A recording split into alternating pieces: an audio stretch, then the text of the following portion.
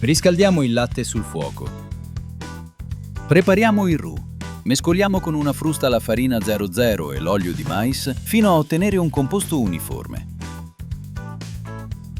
Versiamo il roux nel latte in ebollizione. Mescoliamo energicamente con una frusta per evitare la formazione di grumi, continuando fino a quando la salsa riprende il bollore. Tagliamo i formaggi a cubetti di circa 1 centimetro.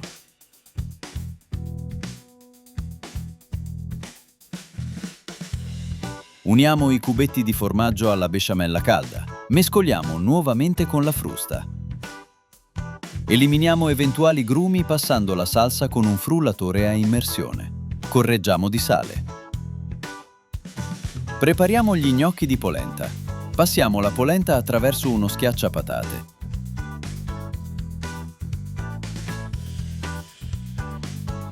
Aggiungiamo la farina e mescoliamo delicatamente. Continuiamo a mescolare fino a ottenere un impasto omogeneo e leggermente appiccicoso.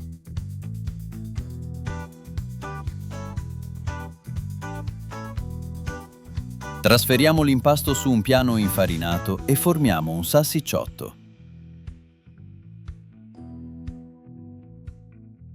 Tagliamo il salsicciotto a fettine di circa 2 cm.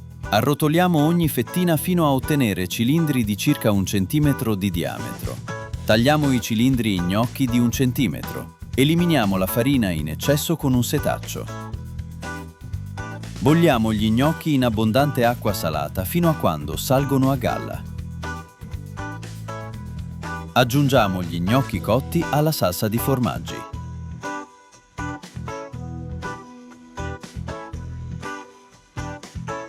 Versiamo il tutto in una cocotte. Decoriamo con fiori eduli e una macinata di pepe. Buon appetito!